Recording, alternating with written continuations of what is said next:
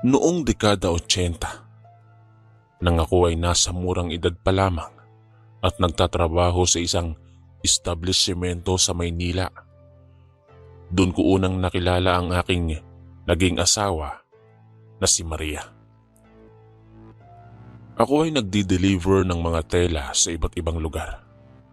At siya naman ay nagtatrabaho bilang isang mananahi sa isang maliit na pabrika. Sa bawat pagbisita ko sa kanilang lugar, unti-unting nagkakilala kami, nagkagustuhan at nagdesisyon, hindi kalaunan na magpakasal. Pero dahil sa tradisyonal na kaugalian, kailangan naming pumunta sa kanyang lugar sa Legazpi City sa probinsya ng Albay upang doon idaos ang kasalan.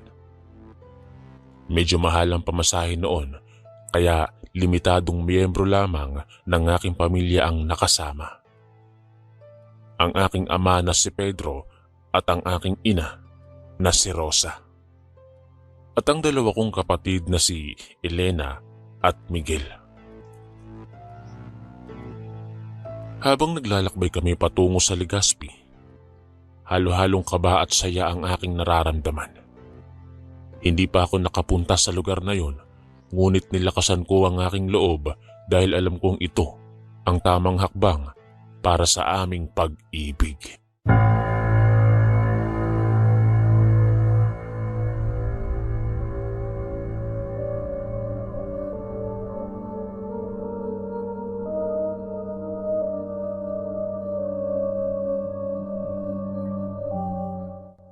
Kasabay namin si Maria na umuwi at kitang-kita sa kanyang muka ang kasiyahan. Dahil sa wakas ay hindi na siya pipilitin ng kanyang pamilya sa isang kasal na hindi niya nais. Nung nakaraan, may naisipan kasing ipakasal sa kanya ang kanyang lolo sa isang lalaki na kababata lamang niya. Subalit umayaw siya at tinulungan siya ng kanyang ama at ng kanyang kapatid na si Antonio. Tatlo lamang silang magkakapatid at si Maria ang tanging babae. Kaya siya ang pinili ng lolo niya para sa kaayusan na ito. Ngayon ay bumalik siya kasama ako at laking pasasalamat niya dahil ilang taon na ang nakalipas mula nang lumipat ang kanyang pamilya sa bayan mula sa dating tirahan sa bundok. Pagdating namin sa Legazpi, sumakay kami ng tricycle patungo sa kanilang bahay. Doon ay nadatnan namin sa labas ang kanyang ama na si Mang Jose. Nagsisibak ito ng kahoy nang walang damit pang itaas. Tinawag siya ni Maria at agad siyang napalingon. Nabigla ito ngunit mabilis na nakabawi at niyakap ang anak. Maya-maya, lumabas ang kanyang ina na si Aling Carmen at ang isa pang kapatid na si Bernardo. Nakaramdam ako ng kaunting hiya dahil tila nakalimutan ako sandali ni Maria sa gitna ng kanilang muling pagkikita. Pagkatapos ay ipinakilala niya ako sa kanila bilang kanyang nobyo at nagmano ako sa kanila bilang paggalang. Nagpahayag ang kanyang ama ng kanyang pagtataka kung bakit kami umuwi ng biglaan. Subalit ngumiti lamang si Maria. Habang kumakain kami ng magkakasama, tinanong muli ng kanyang ama kung may espesyal na dahilan sa aming pag-uwi. Ngunit tiniyak ko na wala pang nangyayari sa amin ni Maria at nirerespeto ko siya. Na nais kong makasal muna bago ang anumang bagay na para sa mag-asawa. Nagpahayag ang kanyang kuya ng paghanga sa aking saloobin at tinanong ako tungkol sa aking pinagmulan sa Iloilo. Ipinaliwanag ko na malayo man ang lugar. Idadaos namin ang kasal sa Legazpi at ipapadala ko ang aking pamilya doon. Wala namang problema yun sa kanila at nagpatuloy kami sa masayang pagkain. Napansin ko na ang kanyang ina ay hindi masyadong sumasali sa usapan at kumakain. na tila ba may sariling iniisip. Kinagabihan, naginuman kami kasama ang kanyang ama at mga kapatid. Subalit binilinan ako ng kanyang ama na huwag uminom ng marami upang mapanatili ang aking kamalayan. Dahil maraming maaaring makarinig sa paligid tungkol sa pagdating namin. Hindi ko lubusang nauunawaan yon. Ngunit hinayaan ko na lamang upang maiwasan ang hindi pagkakaunawaan. Mabait ang kanyang ama at mga kapatid. Ngunit ang kanyang ina ay tila mahirap basahin, na merong maikling sagot lamang at pailalim na tingin. Isang umaga noon, kinausap ako ng kanyang ama tungkol sa ugali ng kanyang ina. Na ganoon talaga siya sa pagsasalita at pagtingin. At dapat kong pagpasensyahan na yun. Sabi niya pa, na sumusuporta sila sa aming pagsasama at nais nilang magpakasal kami sa lalong madaling panahon. Upang makabalik kami sa Maynila at magpatuloy ng normal na buhay. Sumang-ayon ako. Dahil hinihintay ko rin ang pagdating ng aking pamilya. Nagdesisyon kaming maghanap ng baboy para sa handaan at nagbigay sila ng tulong sa pamamagitan ng kanilang sariling alaga. Mabilis kaming nakakuha ng 5 baboy para sa kasal. At dahil sa tuwa ng kanyang kuya na si Antonio, nagbigay pa siya ng 1 baka bilang regalo sa amin. At pwede raw pandagdag sa panghanda. Kinabukasan, nagtayo kami ng tolda at upuan mula sa kawayan para sa selebrasyon. Habang abala kami, dumating ang tricycle na naghatid sa aking pamilya. Ang aking ama at ang aking ina, pati si Elena at Miguel. Naging masaya ang araw na iyon, lalo na si Maria nang makilala niya ang aking mga magulang.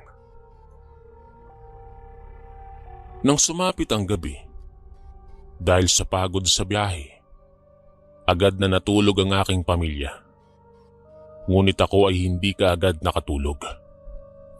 Pumangon ako upang uminom ng tubig sa kusina at doon ko narinig ang pagtatalo ng mga magulang ni Maria. Nag-aalala ang kanyang ama tungkol sa kasiyahan ng kanyang ina sa aming kasal. At nagpahayag siya ng kanyang pagnanais na maging normal ang buhay ni Maria at ng susunod pa na mga henerasyon. Ang kanyang ina naman ay nagpahayag ng kanyang takot sa utos ng kanyang ama na may malakas na impluwensya sa pamilya. Dahil 3 silang magkakapatid na babae, hinayaan siyang magpakasal sa normal na tao. Ngunit ngayon ay may epekto yun sa kanilang anak. Medyo tumaas ang kanilang boses at napansin ako ng kanyang kuya na si Antonio na nakatayo sa pintuan. Inamin ko na narinig ko ang kanilang usapan at dahil dito, nagdesisyon ang kanyang ama na ipagtapat sa akin ng lihim na hindi alam ni Maria. Ipinaliwanag niya na kaya nila ipinadala si Maria sa Maynila ay upang maiwasan ng isang kasunduan na nais ng kanyang lolo na ipakasal siya sa apo ng kanyang kumpare. Nagulat ako nang sabihin niyang hindi normal na tao ang pamilya ng kanyang ina, kundi mga aswang na mga nilalang mula sa alamat na kumakain ng tao o hayop sa gabi.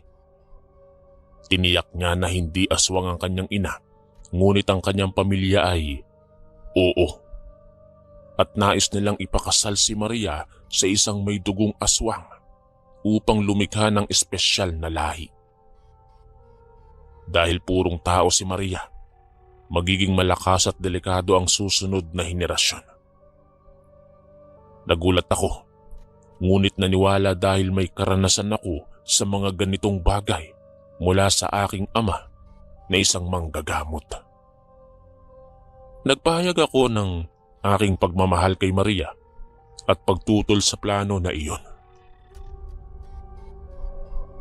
Sa gitna ng aming paghahanda para sa kasal, ang lihim na ibinahagi sa akin ng ama ni Maria ay nagbigay ng bagong antas ng pag-aalala sa aking isipan. Hindi ko pa nasabi kay Maria ang lahat. Subalit nagdesisyon kaming baguhin ang plano upang maiwasan ang panganib. Sa halip na idaos ang kasal sa Legazpi, iminungkahi ng aking ama na ilipat ito sa aming lugar sa Iloilo, kung saan maaari naming bigyan sila ng lupa at tirahan para sa kanilang kaligtasan. Nagulat ako sa kanyang kaalaman tungkol sa mga aswang. Dahil bilang isang manggagamot, mayroon siyang karanasan sa pagharap sa mga ganitong nilalang.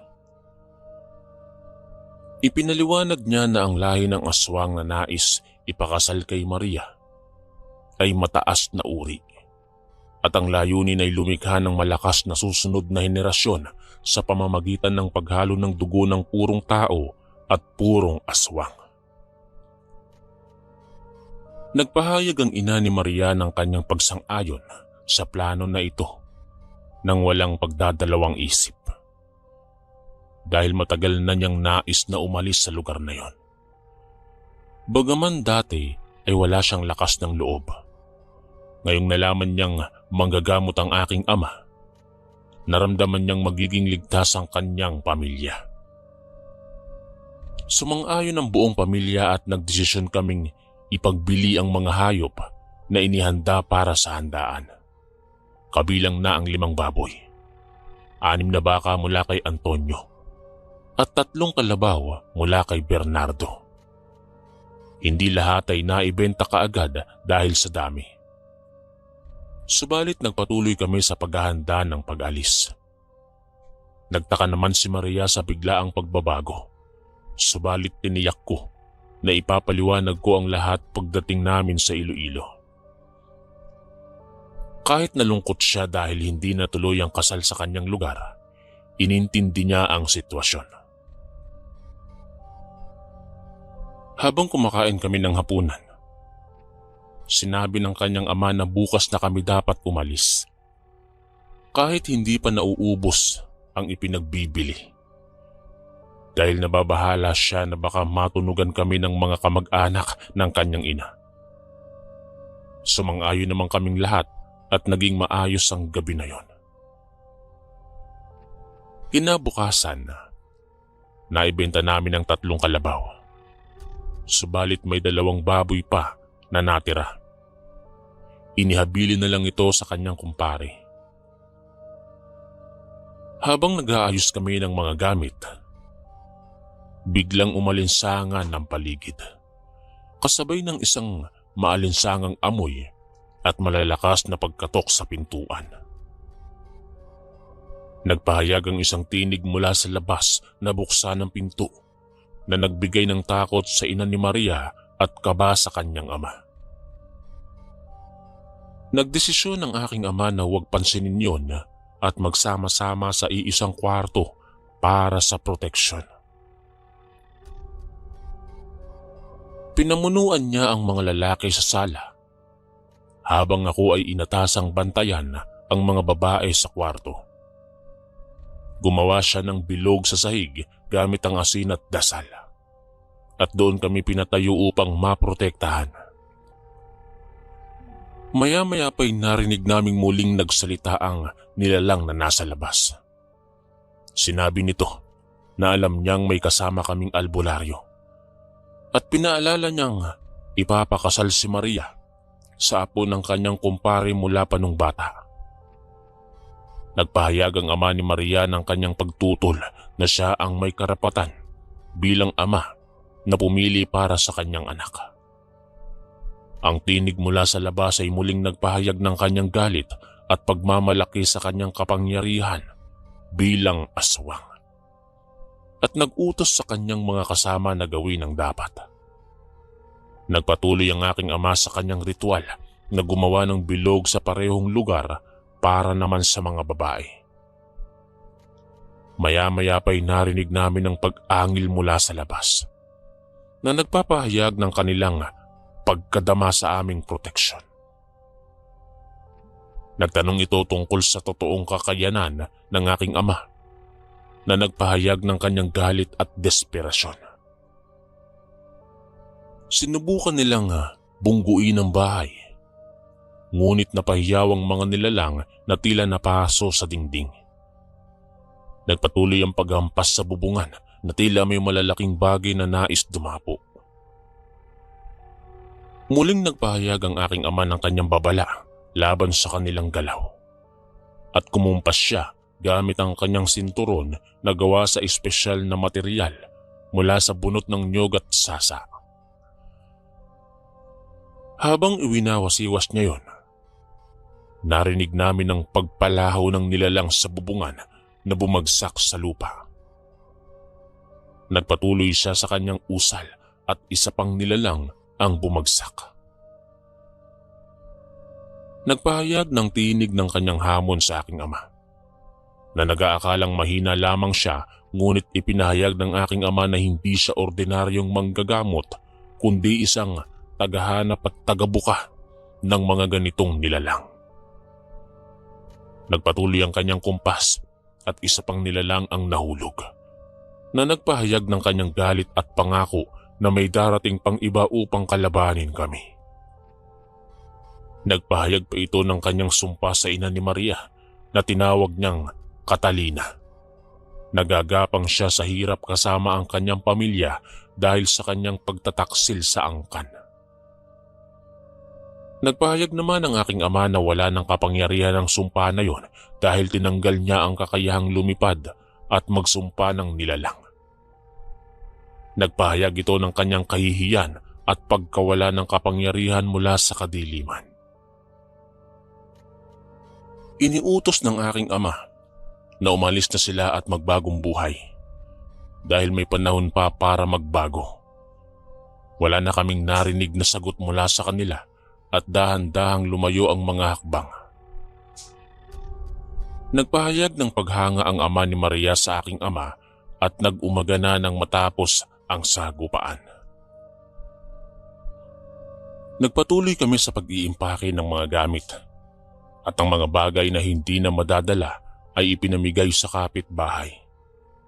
Kinatay namin ang mga manok at nagpakasasa sa pagkain ito, habang ang iba naman ay inihanda para baunin.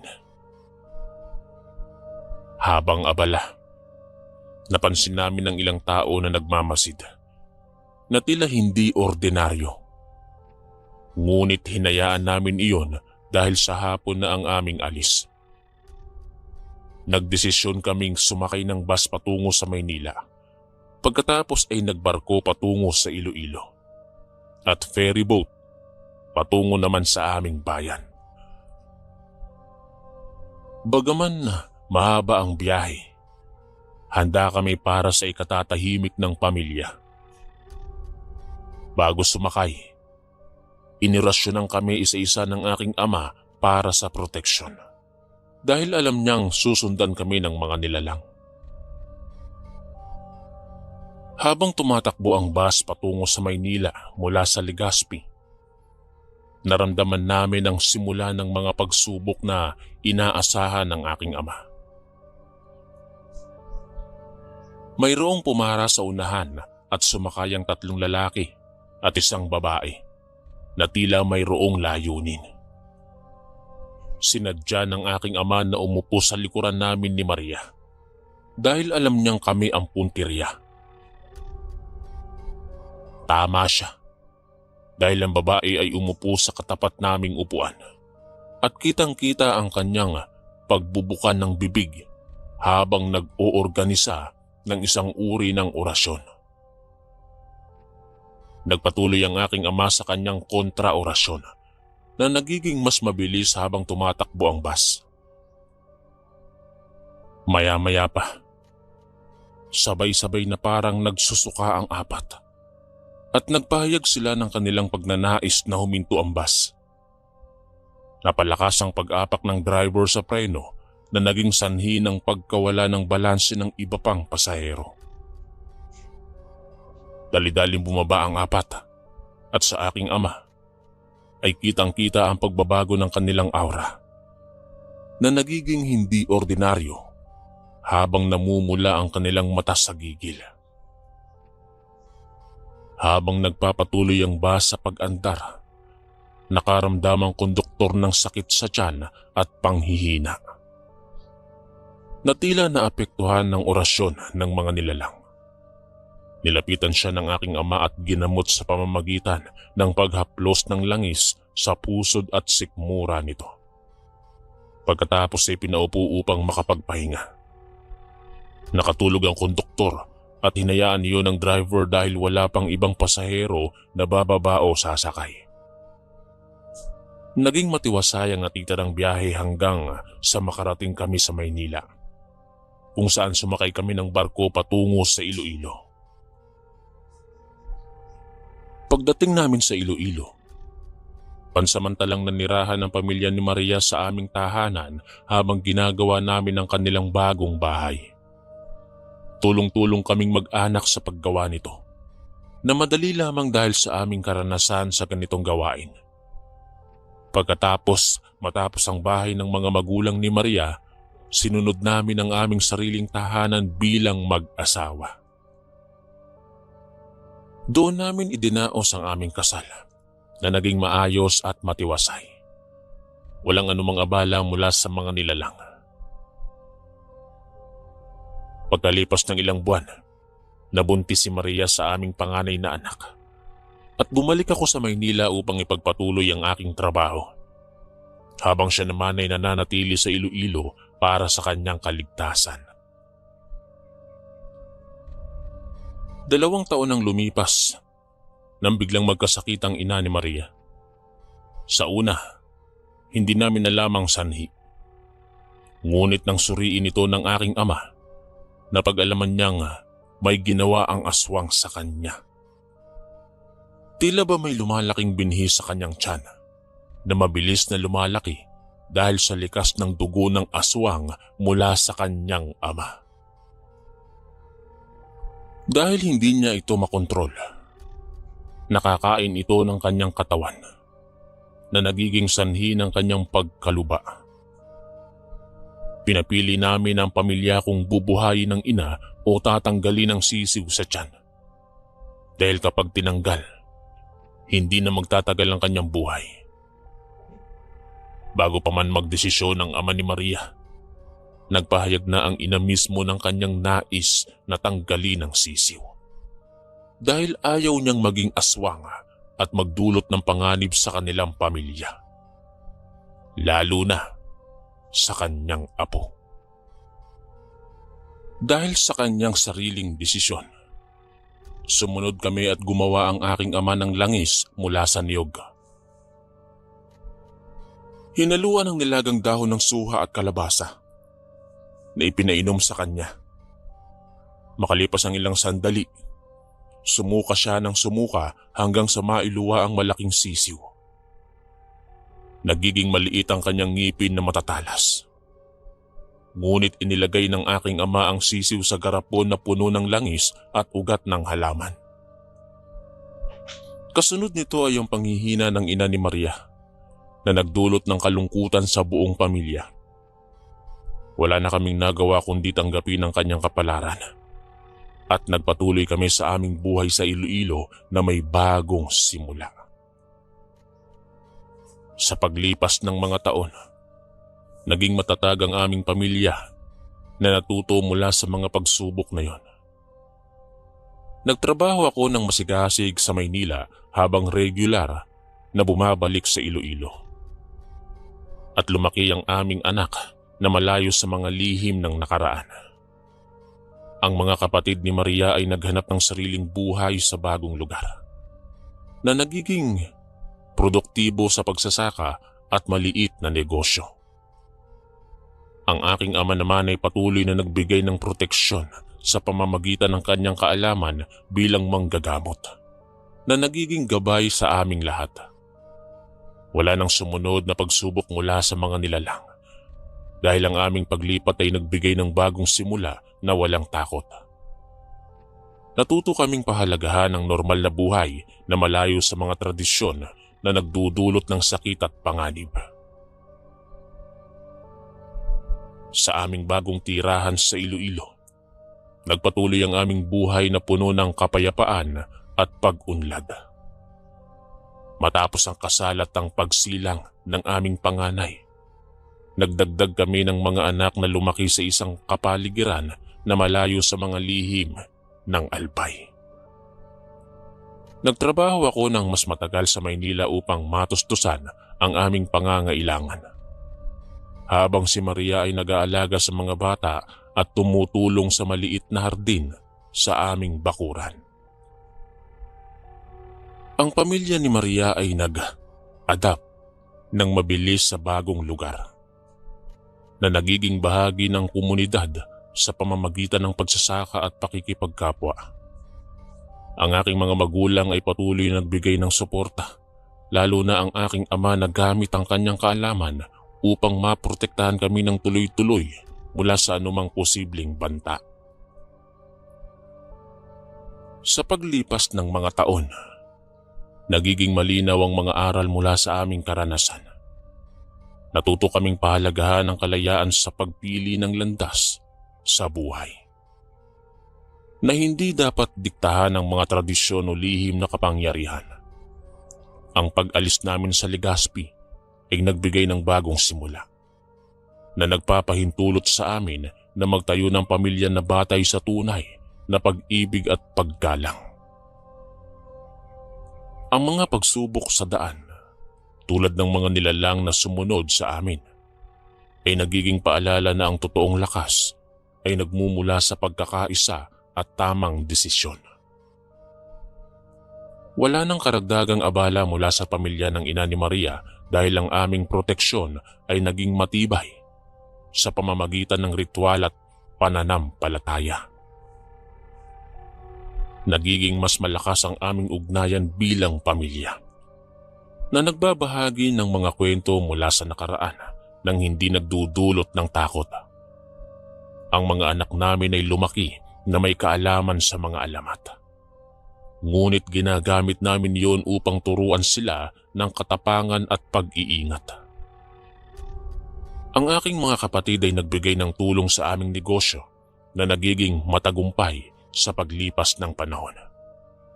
Sa uli, ang kwentong ito ay nagiging testamento sa kapangyarihan ng pag-ibig na lumalaban sa kadiliman, na nagbibigay ng liwanag sa aming buhay hanggang sa ngayon. Sana po ay maging inspirasyon ito sa inyo, sa mga mambabasa at sa lahat ng mga nakikinig, na harapin ang mga lihim ng buhay ng may tapang at pag-asa.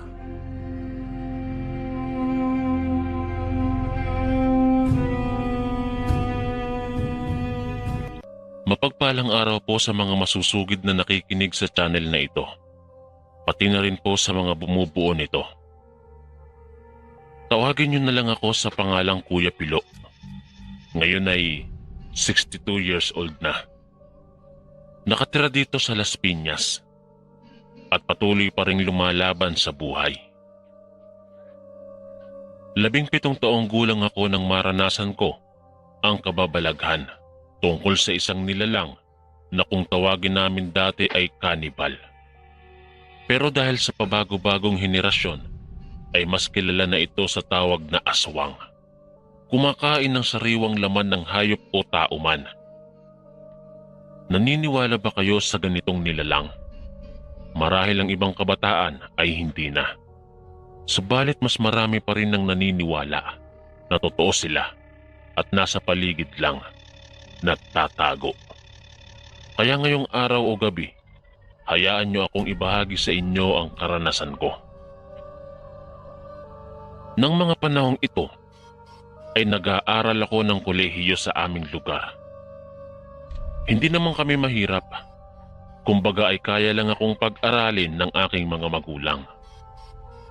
3 kaming magkakapatid. Ako ang panganay. Kaya naman pinag-igihan ko ang aking pag-aaral. Noong una ay hirap ako dahil sa malayo ang aming bahay sa aking paaralan.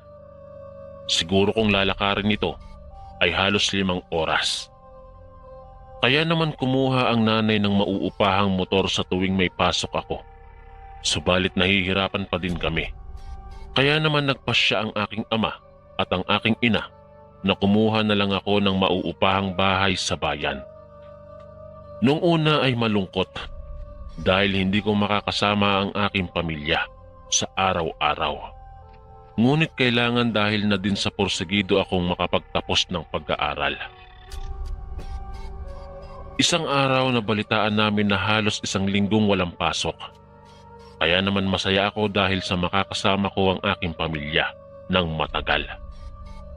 Subalit bigla na lang nag-usap-usap ang mga kaibigan ko na mag-camping kami. Para naman daw sulit ang isang linggo. Ako naman ay natuwa. Kaya sinabi ko na pwede naman sa baryo namin. Dahil na din sa magandang tanawin at may mga falls doon. Naikwento ko sa mga kaibigan ko ang tungkol sa falls.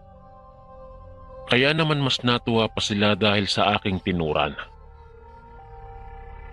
Sumapit ang araw na wala na kaming pasok. Sabay-sabay kaming pumunta sa aming bahay ng aking mga kaklase. Bali 6 kaming lahat na magkakasama. Nang makarating kami sa bahay namin, ay naabutan ko ang aking ama na inaayos ang kanyang radyo. At ang nanay ko naman ay naghuhugas ng pinagkainan. Nagulat pa ang mga ito dahil sa biglaan kong pag-uwi. Nagmano muna ako bago pinakilala ang aking mga kaibigan at magpapaalam na din kami sa gagawin naming camping. Pinapasok muna kami ng aking ama at pinaupo, tsaka binigyan ng maiinom. Nang magpaalam ako dito na sa falls kami magka-camping, ay nagulat pa ang aking ama at nagkatinginan sila ng aking ina. Sinabi pa nito na kung tama daw ba ang narinig niya. Sinabi ko naman na opo. Tumango-tango lamang ang aking ama, ngunit bakas sa mukha nito ang pag-aalala. Habang nag-aayos kami ng mga gamit naming dadalhin, ay tinawag ako ng aking ama at kakausapin ako. Tinanong ako nito na bakit daw doon pa namin naisipan na gawin ang camping. May iba pa naman daw na mas maganda doon. Sinabi ko na lang sa aking ama na ito lang ang may pinakamalapit na liguan sa aming barangay. Wala nang nagawa ang aking ama at bumalik na ako sa aking ginagawa. Subalit magdagabi na, kaya napagpasya na lang namin na bukas na lang kami aalis ng maaga. Sumapit ang gabi, habang kumakain kami, ay may nabanggit ang aking ama tungkol sa falls na yon. Hinala daw kasi ng aming mga kabaryo na may naninirahang mga kanibal doon, mga tribong kumakain ng tao. Ngunit napatawa lang ako sa aking tatay. At sinabi ko pa na hindi naman totoo yun. Sinabi pa ng isa sa mga kaibigan ko na kung may aswang man daw doon ay hahampasin niya ito ng dala niyang flashlight. Tumawa na lang kami ngunit kita ko sa mga mukha ng aking mga magulang ang pagkaseryoso.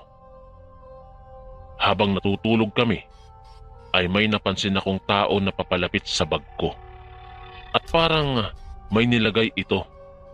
Ngunit dahil sa antok, ay hindi ko na magawang tumayo at tignan kung sino ito. Kinaumagahan nga noon, ay pumunta na kami ng aking mga kaibigan sa nasabi kong falls. Nilakad lang namin ngunit habang tinatahak namin ang daan, ay may 2 daan dito. Hindi ko na din alam kung alin ang daan kaya sinabi ko sa mga kaibigan ko na bumalik kami at itanong sa aking tatay kung kaliwa o kanan ba ang dadaanan. Subalit pagod na ang mga kasama ko at sinabi ng isa kong kaibigan na sa kanan na lang daw kami dumaan. Dahil kung hindi man daw yon ang patungo sa sinasabi kong falls, ay tiyak na may mga bahay din doon dahil nga mayroong daan. Kaya naman tinahak namin ang kanang daan. Malayo-layo na ang aming nilalakad nang may nakita kaming isang matandang babae. Mabilis itong naglalakad. Agad namin itong tinanong kung saan ang daan patungo sa falls. Napangiti naman ito sa amin at sabay na sinabi na sasamahan daw kami nito papunta doon. Nang sa gayon ay hindi kami mawala. Kaya naman bumalik ang saya sa mga mukha ng matatamlay kong mga kaibigan. Habang naglalakad kami, ay pansin ko na parang may mali. Dahil wala naman akong naririnig na agos ng pulse. Kaya tinanong ko ito sa matanda. Sinabi nito sa amin na bukas na lang daw kami nito sasamahan dahil maggagabi na din. Napatingala ako sa langit at sinabi kong oo nga. Hindi na namin napansin ang oras dahil sa pagod. Natatandaan ko pa noon nang nakapunta kami sa isang maliit na nayon. Malagkit ang tingin ng mga tao sa amin doon at nakakatakot. Dahil sa mga ngiti nilang nakakatakot din. Sa una-unahan ay may isang maliit na bahay at doon daw nakatira ang matanda. Natuwa pa ang aking mga kaibigan dahil sa wakas daw ay makakapagpahinga na din sila. Nang makaupo na kami ay napatulala kami dahil ang maliit na bahay na yon ay may 2 kwarto. Yun bang parang sinadya talaga para sa mga bisita. Pinapasok na kami ng matanda at sinabing magbihis na daw at para makakain na. Maya-maya nagpresenta akong tulungan ko ang matanda sa paghanda ng pagkain dahil na din sa hiya. Subalit sinabi nito na wag na daw at siya nang bahala. Magbihis na lamang daw ako at tatawagin niya na lang kami kapag kakain na. Nang makapagbihis na nga kaming lahat, ay saglit muna kaming naupo at maya-maya ay tumawag na ang matanda para kumain na. Kaya naman agad kaming lumabas. Natakam pa kami nang makita namin ang pagkain na nasa mesa dahil sa halos karne ang lahat ng ito. Kaya naman kumuha na kami ng pagkain at unang subo ko pa lang ay gusto ko nang iluwa. Dahil para bang wala man lang nilagay na pampalasa ang matanda. Subalit nakita ko naman na sarap ang aking mga kaibigan. Nang makita ako ng matanda na hindi sumusubo ng pagkain, ay tinanong ako nito kung hindi ko ba daw ba gusto ang pagkain. Sinabi ko naman dito na gusto ko. Masarap nga po eh. Pero sa totoo lang, gusto ko nang itapon dahil sa pangit ng lasa. At habang kumakain ay nakapagtanong pa ang isa sa mga kaibigan ko kung sino daw ba ang kasama dito ng matanda at kung may asawa pa ito. Subalit sinabi ng matanda na mag-isa na lang siya doon. Kaya naman masaya siya na may nakakasama siya sa tuwing may pupunta sa falls na yon. Dahil sa tuwing may pupunta doon, ay doon niya pinapatulog sa bahay niya. Napag-alaman din namin na ang pangalan pala nito ay Lola Rosita. Namatay pala ang asawa nito dahil sa sunog. At ang baryo naman na ito ay Baryo Tinago. Dahil sa nakatago din ito at hindi rin naaabot ng gobyerno. Sa totoo lang ay naawa ako kay Lola Rosita. Kaya sinabi ko, pag nakauwi kami ay sasabihin namin ang tungkol sa baryong ito. Napabulong ang matanda, ngunit hindi ko narinig ng maayos. Pero ang narinig ko talaga sa sinabi ng matanda ay kung makakauwi pa daw kami. Kaya naman nagtanong ako sa matanda kung ano po yun. Subalit sinabi lang nito na kumain na at magpahinga. Ako naman ay konti lang ang nakain ko dahil sa hindi ko talaga gusto ang ulam. Dahil para ba itong nilaga lang dahil wala man lang lasa ng bawang o asin.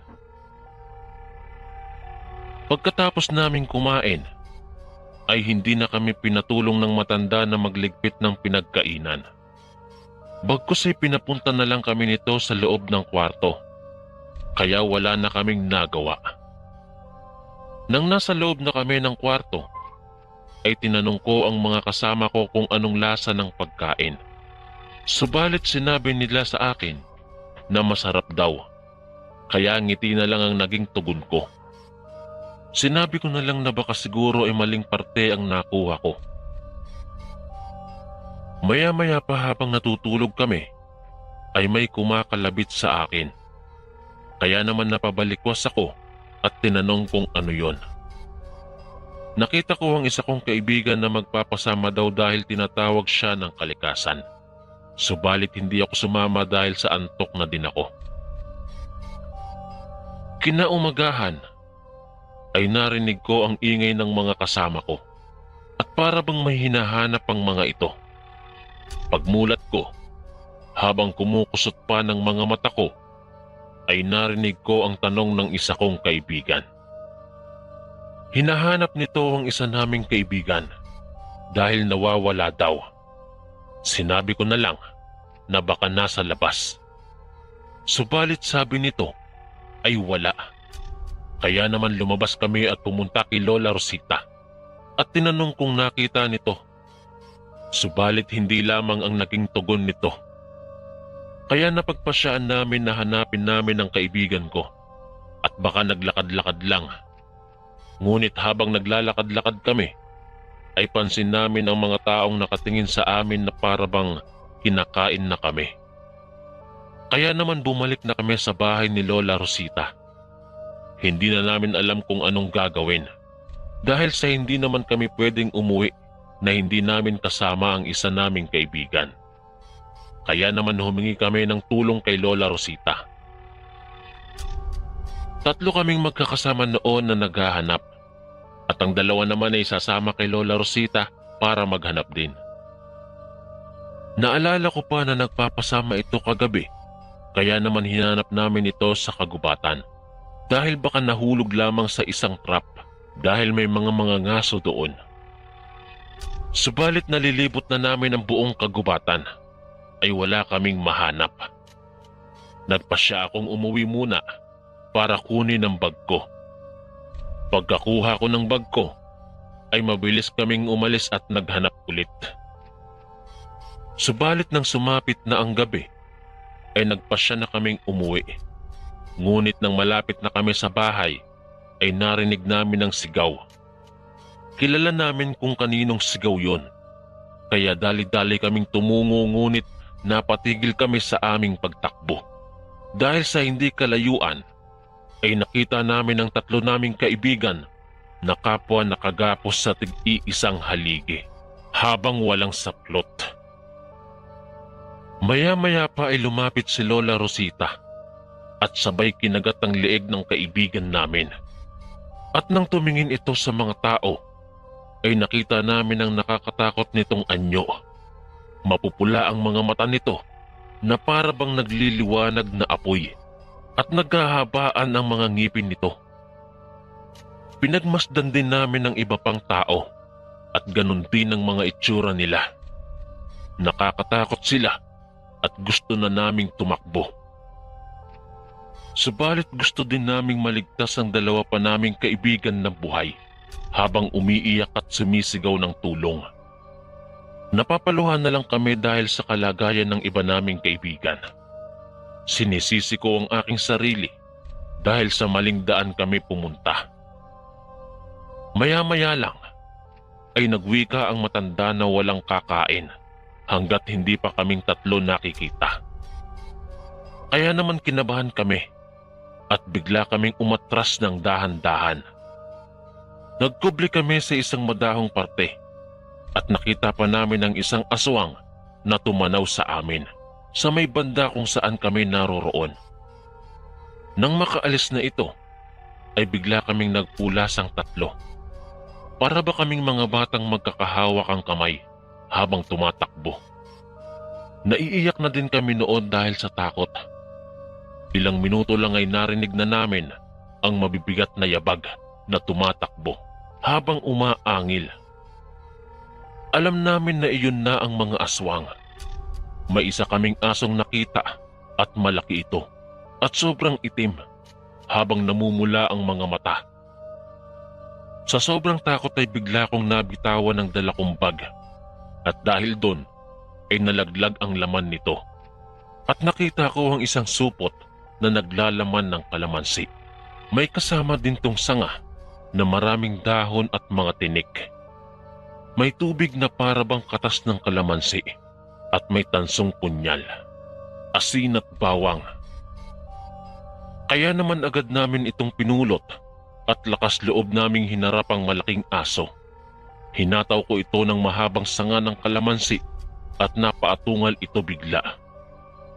Agad itong gumawa ng ingay na parabang tinatawag nito ang kanyang mga kasamahan. Kaya naman mabilis naming pinaghahampas ang asong yon at bigla itong tumakbo paalis. Kami naman ay tumakbo lang ng tumakbo hanggang sa narating namin ang daan. At natandaan ko kaagad dito na dito namin nakita ang matandang babae.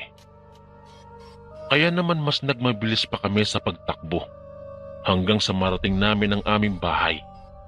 Umiiyak ako at hindi makapagsalita. Mabilis akong kumatok ng malakas. At nang may magbukas na ay nakita ko ang aking ina. Mabilis ko itong niyakap at pinapasok kami nito. At maya-maya lang ay bumaba na din ang aking ama. Sinabi nito na kung nasan daw yung tatlo pa naming kasama. Nang maalala ko ang nangyari doon, mabilis kong sinabi yon sa aking tatay. At nang marinig niya yon, ay hinanap niya sa akin yung mga pangontra na nilagay niya sa bag ko. Ang tatay ko pala ang naglagay noon. Kaya naman napaiyak ako lalo dahil siguro kung hindi dahil sa tatay ko, ay pati kami ay nabiktima na din ng aswang. Kaya naman ay binigay namin ito sa aking tatay at mabilis na itong umalis. Mga ilang minuto lang ay marami ng kasama ang tatay ko na mga kalalakihan. At babalikan daw namin ang aking mga kaibigan.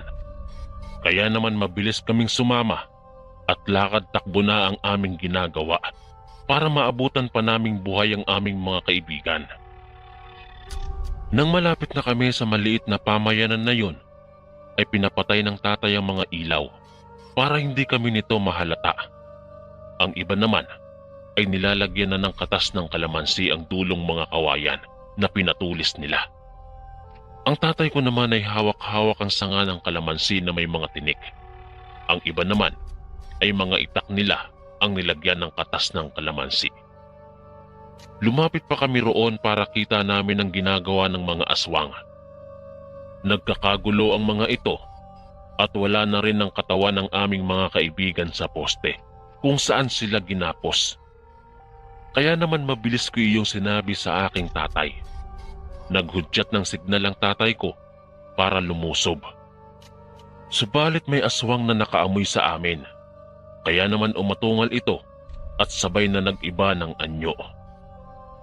Kitang-kita ko na nag-anyo ito ng isang asong malaki at sobrang itim din nito habang may mapupulang mga mata. Kaya naman nang nagkaroon na ng labanan sa pamamagitan ng mga kasamahan ng aking tatay at mga aswang, kami namang tatlo ay hinanap ang aming mga kaibigan. Subalit nang makita namin sila, ay halos pira-piraso na ang mga katawan nito. Kinain sila ng mga aswang. Halos maubos ang katawan ng aming mga kaibigan. Napaiyak na lamang kami nang makita namin yon.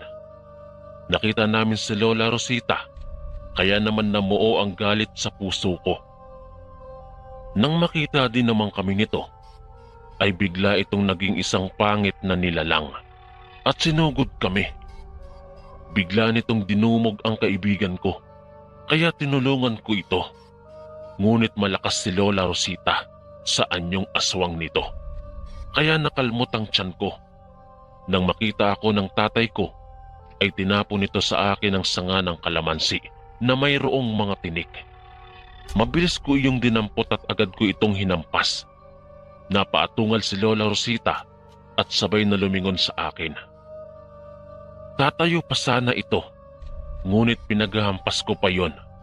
Hindi ko alam kung dahil ba iyon sa mga tinik, ngunit umuusok ang katawan nito tuwing nadadampian siya ng kalamansi.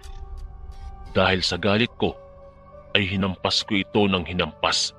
Subalit bigla itong nag-anyong aso at tumakbo patakas. Pumunta ito sa may madilim at matataas na damuhan.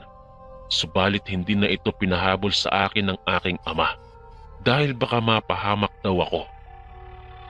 Pagkatapos ng labanang iyon, ay sinunog namin ng maliit na nayong iyon para wala nang manirahan pa. Sa pag-uwi namin sa bahay, ay ginamot ako ng aking nanay dahil sa kalmot na natamo ko. Kinaumagahan noon, ay tinanong kami ng aking nanay kung ano ba talaga ang nangyari. Kinuwento ko na dito kung paano kami napunta doon. At naikwento ko din dito ang walang lasang pagkain ng aswang. Bigla akong sinabihan ng tatay na bakit hindi pa kami umalis ng malasahan ko yon. Sinabi ko naman na ako lang naman ang nakakalasa ng totoong luto na yon. Ang mga kaibigan ko ay sarap na sarap sa pagkain. Nang tanungin ko naman sila, ay masarap. Ngunit hindi na umimik ang aking tatay. At sinabi na lang nito na dapat ay pinagbawalan na lang niya kami para hindi na nangyari ang lahat ng yon. At ang buong akala ko ay doon na matatapos ang kalbaryo naming magkakaibigan. Isang araw, habang kumakain kami ng aking mga magulang, ay may pumunta sa amin na isang kaklase ko. At sinabi nito na patay na daw ang isa kong kaibigan. May umatake daw dito. Hindi nila alam kung ano ang dahilan.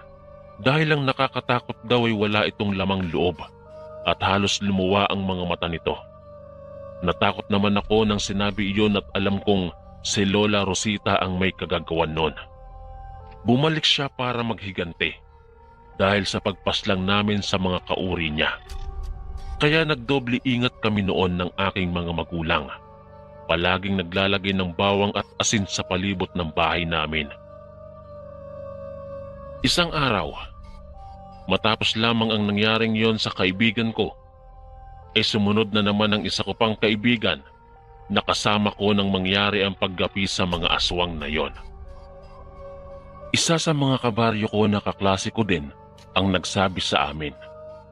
Bago daw nangyari ang pagpatay, ay may mga magulang ito na isang matandang babae na puro sugat sa muka. At nang makita daw ito ng kaibigan ko, ay biglang nanlaki ang mga mata nito. At tinatanong siya ng mga magulang niya kung anong nangyayari. Ngunit hindi daw ito makasagot dahil sa takot. Agad namang nawala ang matandang babae. Naikwento pa ng kaibigan ko sa mga magulang nito kung sino ang matandang yon. Yon ang aswang na sinasabi niya dito nang nakauwi siya galing sa camping. Natakot naman ang mga magulang nito at sinilip pa sa labas kung bumalik ang matanda. Ngunit wala naman na ito.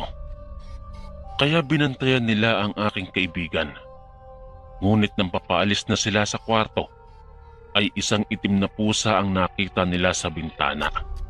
At agad naman nila itong pinaalis. Umalis naman noon ang pusa, kaya umalis na din sila. Subalit laking hilakbot nila kinaumagahan dahil sa nakita nilang kalagayan ng kanilang anak. Wakwak ang tiyan at nagkalat ang dugo at parabang kinain ito ng malaking hayop sa gubat. Nang makarating sa amin ang balitang iyon, ay galit na galit ang aking ama. Alam nitong ako na ang isusunod nito. Subalit hindi daw siya papayag. Isang gabi habang kumakain kami, ay bigla na lamang nag-ingay ang aming alagang aso. Kaya naman lumabas ang aking ama para tignan. Ngunit wala naman daw siyang nakita. Kaya pumasok na lang siya ulit sa loob ng bahay. Tapos na kaming kumain, kaya nagpahinga na din kami. Mga 2 oras ang lumipas. Tahol ng tahol ang aso namin. Kaya naman napagising ako. Pagsilip ko kung saan naroroon ang aming aso, ay laking takot ko nang makita ko ang isang malaking aso na tinatahulan nito. Hindi tumatahol ang isang aso, pero nakakatakot ang itsura niya.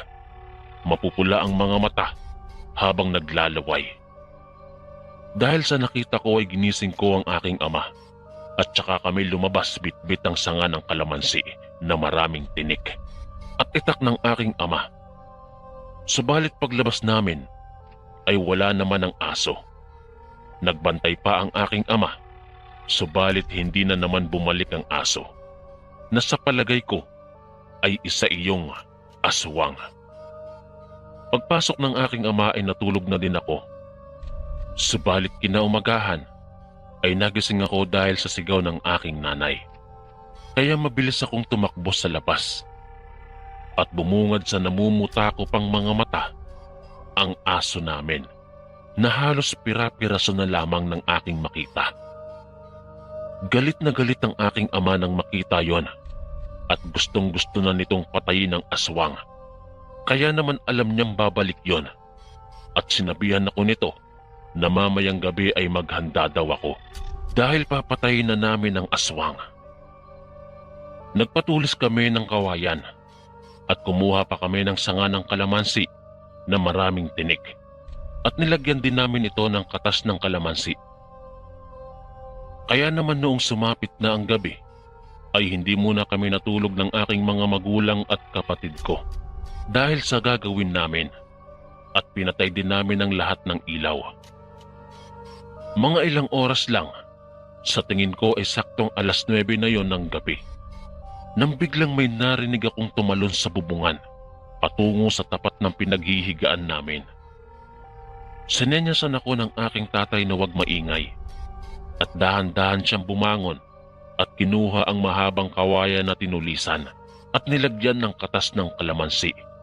At nagulat ako sa ginawa ng tatay ko nang bigla niya itong itarak sa pawid naming bubong at dinig ko ang isang sigaw ng nilalang na sigurado ako na yun na ang aswang.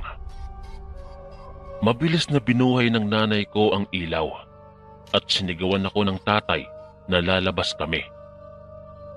Habang papalabas kami, ay narinig na lang namin ang isang kalabog na parabang nahulog na mabigat na tao sa aming bubong. Kaya nang makalabas kami, ay nakita ko si Lola Rosita na hubot-hubad habang hawak ang duguan nitong katawan. Hindi naawa ang aking ama at mabilis na pinagpapaluyo ng malaking kawayan at sabay kuha ng sanga ng kalamansi. Habang hinahampas iyon ng aking tatay, ay sigaw lang ng sigaw si Lola Rosita. Hanggang sa nagsilabasan ang mga tao. Nakita din nila nang magpalit pa sana ng anyo si Lola Rosita para tumakas. Subalit hindi na iyon pinayagan ng aking ama. Bigla niya itong tinaga at sinabi sa akin ng aking ama na hampasin ko lang at yun naman ang ginawa ko. Patuloy lang sa pag-usok ang katawan ng aswang. Tumakbo papasok sa loob ang aking ama at kinuha ang nasa garapon na katas ng kalamansi at ibinuhos niya ito sa aswang. Nagpagulong-gulong sa sakit ang aswang at sabay tarak pa ng itak at saka ito nalagutan ng hininga. Hindi pa nakontento ang aking ama dahil sa galit nito. Sinunog yon ng aking ama at kitang-kita ko kung paano matupok yon ng apoy. Sinabi pa ng aking ama na ngayon ay tapos na daw ang kasamaan nito. Dahil sa karanasan kong iyon, ay palagi na akong nagdadala ng kalamansi para pangontra na din sa kung may aswang na naman akong makasagupa o mapuntahan man. Sa ngayon po ay may sarili na rin akong pamilya at makukulit na mga apo at nagpapasalamat ako sa naging karanasan kong iyon dahil sa marami akong natutunan sa buhay. Maraming salamat po sa pagbasa ng aking kwento. Naway magustuhan niyo po ito at maging ng mga listeners ng inyong channel. More power po at sana'y marami pang magbahagi ng kanilang mga kwento tungkol sa ganitong nilalang. Maraming salamat po mga kaistorya sa pakikinig. At kita-kits po ulit bukas para sa isa na namang nakakatakot na kwento. Ito po si Kuya Chris, ang inyong kaistorya. God bless po at ingat po lagi.